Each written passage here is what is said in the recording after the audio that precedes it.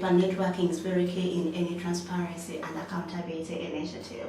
And for me, my partnership with Sunlight Foundation was a match made in a CSP heaven, and it was just like an icing on the cake. So it was up to me to make sure that partnership grew into something I would forever move on in my transparency work. So when I joined Sunlight Foundation, I made sure that I contribute to their work because I wanted to leave a name behind which will be in their memory, hence making those two research publications.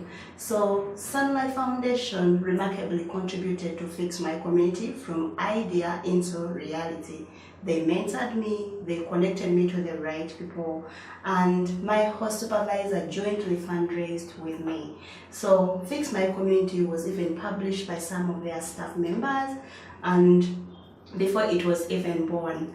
I consulted also other CSP fellows, but I did not focus on the transparency and accountability fraternity. This is because I wanted something new on board. I wanted to hear ideas from the outsiders.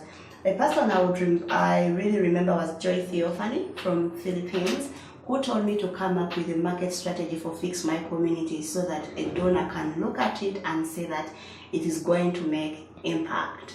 80% of the organizations I'm really working with right now, because of Sunlight Foundation, most of the referrals came from them. For instance, Engine Room, which is my main supporter and funder, was a referral from Sunlight Foundation. The University of Chicago team came on board because of Sunlight Foundation and their referrals.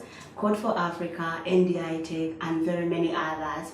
So with support from still my host supervisor, we had to venture into social media to build other partnerships online. So I had to go on Twitter to stalk people of substance, people who started foundations, people who are leading initiatives in the world, people who are renowned.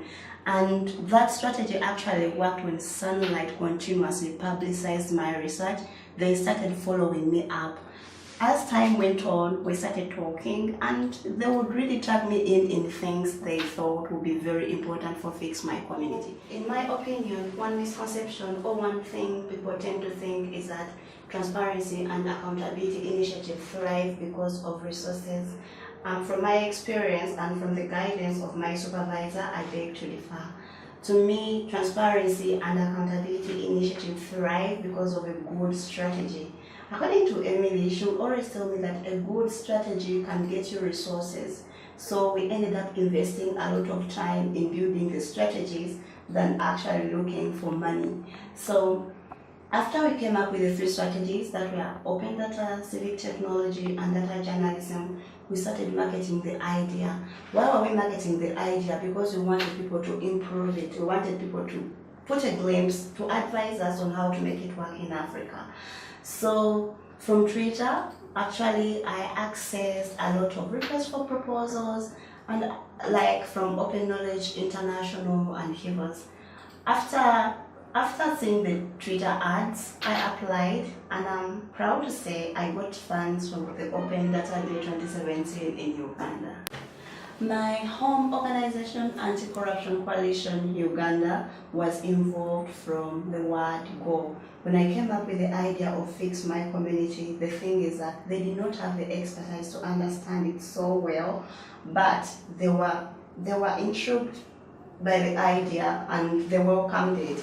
And for others who are arbitrated, I had to apply Dr. Didre's circle model of dialogue. I had to put the pride aside, and I shared everything I could to bring them on board. They were involved in all communications we were having with my supervisor. We used to copy them in all the ideas from the building stage up to right now where we are. So whatever good resource I would find on the Community Leadership Institute, for instance, proposal templates, I shared it with them, and we are using some of those templates. Right now, Anti-Corruption Coalition is officially the implementing partner of Fix My Community, and some of our strategies like design research, open data, civic technology have been input in our new incoming strategic plan. Engine Room has actually trained my host organization in design research and using civic technology to improve public service delivery in Uganda. To date, I still look at Sunlight Foundation as my technical partner. I look at them as people who shaped me, people who discovered me, and to me, they put me in a place I never thought I would be. Of course, through Community Solutions Program. When I look at my former host supervisor, she is now my mentor. She's my cheerleader and someone I talk to when Fix My Community actually fixes me up. So before executing or implementing any new initiative, so for instance, things I copied from Sunlight Foundation, like the Transparency Camp, Open Data Days, they always give me manuals on how to go about my work. They are just a Skype away or a call away. My former colleagues, and some of them have left the institution, have kept on publicizing my work even in places they went to. Recently, I featured into a podcast called Politics in a Polite Company, and I was given an opportunity to talk about Fix My Community, my CSP journey, and what I achieved while I was a CSP fellow in Washington, D.C. One of the biggest challenges I got was not knowing how to fundraise. It is very, very hard. To me, I remember I never even wanted to submit in the proposal template by RX until they promised that they're not going to give me my paycheck. I sat down and I started writing that proposal. I'm not afraid to say that the first proposals I wrote were rejected, and it really broke down my heart. I teared on actually seeing some rejection notes. But when I kept on reviewing information on the Community Leadership Institute, support from Emily, I discovered that it was not as hard as it was. I got over it. I started putting what I had learned on the Community Leadership Institute into action. And so far I've made like 4 windows. Okay.